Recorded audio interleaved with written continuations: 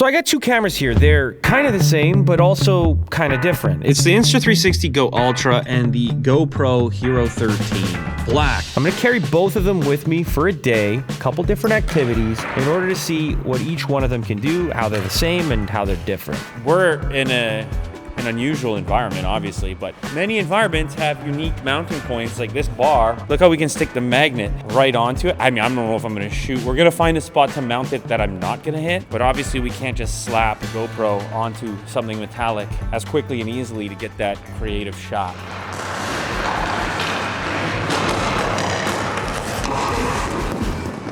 There's me talking, Mo's showing the screen. You can monitor and frame your shot without even having the camera near you. And in this case, when he's got it mounted like that, how much quicker is it for him to just pop it out of the mounted portion? Because look, your thing remains mounted. So you just pop this out with a click, slap it somewhere else for a creative angle, and then slap it back in when you're ready to continue on from your mounted position. That could be anywhere, and then boom, slap it out, get the shot, slap it back. Am I right, Jack? Exactly. So we're just trying to set something up here. This is Jack's. This is actually Jack's obstacle course. So I'm gonna go between these tires and then underneath those two stick obstacles, try to pass it off of that passer and then one time it.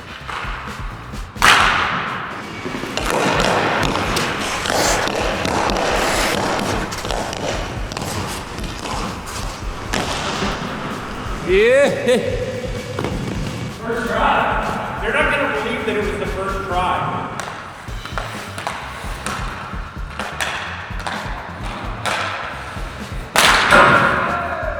He said crossbar. Give me the microphone. This is why you need durable cameras. Jack said crossbar. I said, that's tight for the crossbar.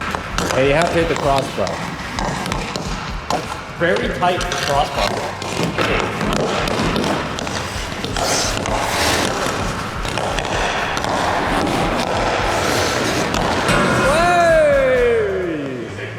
What did we do, Mo? What did we hit? Crossbar.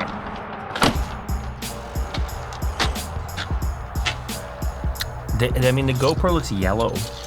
Like more yellow or warm. But This is a pretty cool shot. Oh, yeah. Yeah? Good? yeah, looks pretty cool. this is better. The jacket, the highlights. Sky here is interesting. The sky has color Got some water. instead of like no color at all on the GoPro. Okay, both cameras set to wide and 4K Oh, boy. 60. This is also a stabilization test.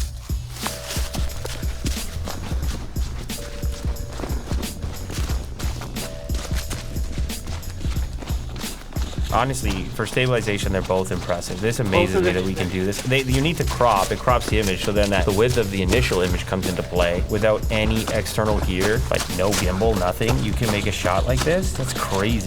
With a little bit of crop, a little bit of software, and you are just on rails. Okay, now I'm running, Yeah, like this and is this only is one an audio variable here. test. I got a little bit of wind, and we are listening to the Insta360 GO Ultra. This is what the audio sounds like. Now let's switch over to the GoPro Well, that's a big. Hero That's a big 13 difference. Black. So much more muffled on the. So you tell me GoPro. which one sounds better. What do you mean? You tell me. You know damn well which one sounds The better. GoPro.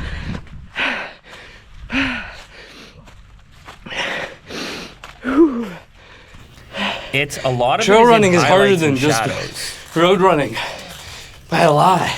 That's where I noticed the biggest difference. The audio that we're recording here is through the Ultra. It's not through the camera that is pointing at me right now. So whatever you're listening to is coming through here because it's essentially like wearing a lap. You don't even think about it. You kind of forget that you're wearing it. Wow, look at the stabilization on that, hey? I mean, this is some wild stuff, but I am the gimbal. Having a separate module that I can just pick up and check out what I see, I can frame my shot and also have the confidence that I'm rolling. Like I can see that I'm recording. I can look at the length of the clip. Oh, here's indoor. So the green in that wreath is almost like just looks like black on the GoPro. It's a lot darker, and some of that color is almost completely lost. And then color temperature, which is impacting anything that's white. I mean, in this example here, like color of this countertop or this table, and the container, and the napkin, and yeah. Why you gotta make me hungry like that, though? Damn, dude.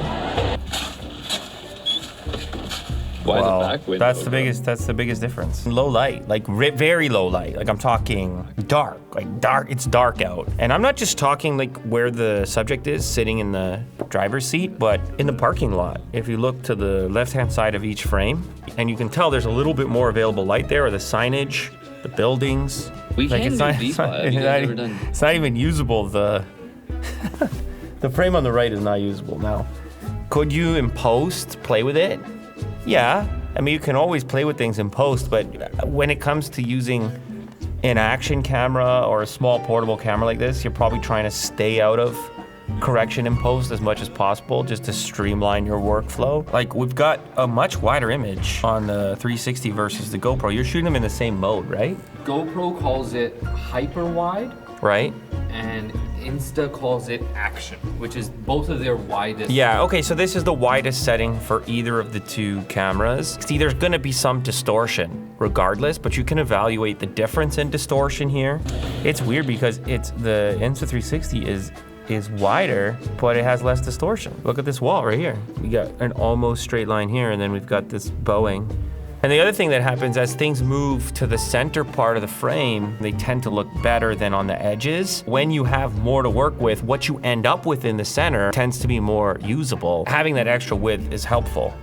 I mean, the distortion difference here is, again, like really significant. Like this wall is like, Jesus.